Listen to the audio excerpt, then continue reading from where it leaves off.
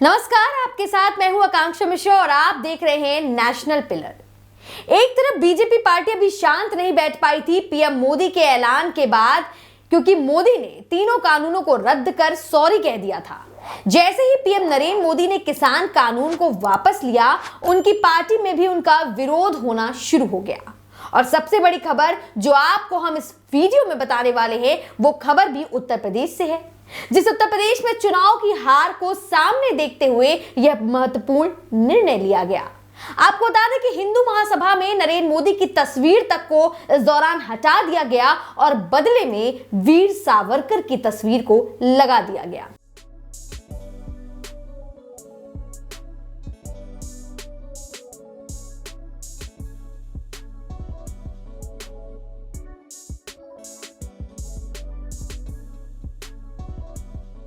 यही नहीं, मोदी की तस्वीर को हटाते हुए जो बयान हिंदू महासभा की तरफ से आ रहा है, वो भी आपको हम दिखाएंगे। आपको बता दें कि ये खबर पंजाब केसरी में प्रकाशित हुई है। इस अखबार की टैग लाइन को जरा गौर से पढ़िए।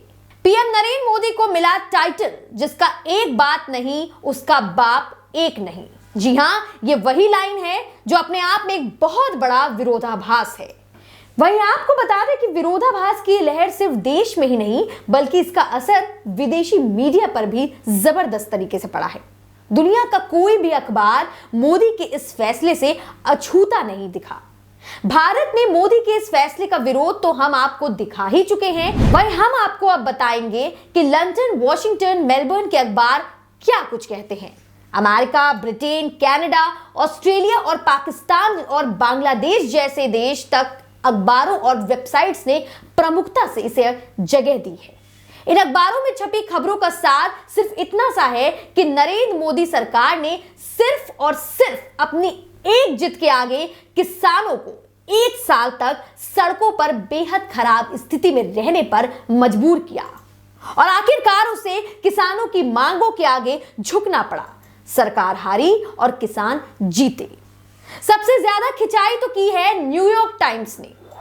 तो जैसे ही टीवी पर तीनों कृषि कानूनों को वापस लेने की बात बोली, उसके कुछ मिनटों के बाद ही न्यूयॉर्क टाइम्स अपनी वेबसाइट पर हाजिर हो गई और लिखती है, करीब 1 साल तक चले किसान आंदोलन के सामने प्रधानमंत्री मोदी को आखिर रुख बदलना पड़ा। सरकार ने सॉफ्ट अप्रोच अपनाने का फैसला किया और विवादित कृषि कानून वापस ले लिए गए। अच्छी बात यह है कि आंदोलन कर रहे किसानों ने भी सरकार के इस फैसले का स्वागत किया। आंदोलन कर रहे किसानों में सिखों की तादाद काफी ज्यादा थी। शायद यही वजह है कि मोदी ने प्रकाश पर्व पर इस फैसले का ऐलान किया। इस खबर के साथ न्यूयॉर्क टाइम्स ने पंजाब में दशहरे के बाद मोदी के पुतले की तस्वीर लगाई है। वॉशिंगटन पोस्ट में तो एक के बाद एक खबरों और विश्लेषणों को लिखा गया है। वॉशिंगटन पोस्ट ने लिखा है कि मोदी किसी राजनीतिक लड़ाई से तब तक पीछे नहीं हटे जब तक उनका सामना किसानों से नहीं पड़ा। वहीं अमेरिका का एक प्रसिद्ध न्यूज चैनल है CNN, जो कि लिखता है कि नरेंद्र मोदी को सरकार को बहुत मजबूरी में आकर हथियार डालना पड़ा। अगर मोदी ऐसा नहीं करते तो उनकी राजनीति खतरे में पड़ जाती। CNN ने अपनी वेबसाइट के पोस्ट में लिखा है, भारत एक कृषि प्रधान देश है और कोई भी सरकार किसानों को नाराज करने का जोखिम नहीं ले सकती। अगले साल 7 राज्यों में चुनाव होने हैं। मोदी को अगर सत्ता में रहना है तो इन चुनाव को नजरअंदाज नहीं किया जा सकता। यह भी सच है कि इन 7 में से 6 राज्यों में अभी भाजपा सत्ता में है। लंदन से छपने वाले अखबार द गार्जियन ने लिखा है, 2020 में जब यह कृषि कानून लाए गए थे तो लगा था कि सरकार कृषि का पूरा ढांचा बदलना चाहती है। देश की 60% आबादी एग्रीकल्चर सेक्टर पर डिपेंड है, लिहाजा इस कदम पर है एक की नजर। वहीं भारत के मीडिया घरानों में इसे मोदी का मास्टर स्ट्रोक कहा गया। कनाडा के अखबार ने लिखा कि प्रधानमंत्री मोदी ने एक बार फिर चौंका दिया। उनकी एक बात पर गौर करना चाहिए। मोदी ने कहा कि अब हमें नई शुरुआत करनी चाहिए। प्रकाश पर्व पर मोदी के इस ऐलान के कई मायने निकाले जा सकते हैं। तो पाकिस्तान के सबसे बड़े अखबार और वेबसाइट down.com ने एजेंसी इनपुट के साथ अपनी वेबसाइट पर यह खबर चलाई। हेडिंग में यह लिखा, कृषि कानून पर मोदी को कदम पीछे खींचने पड़े।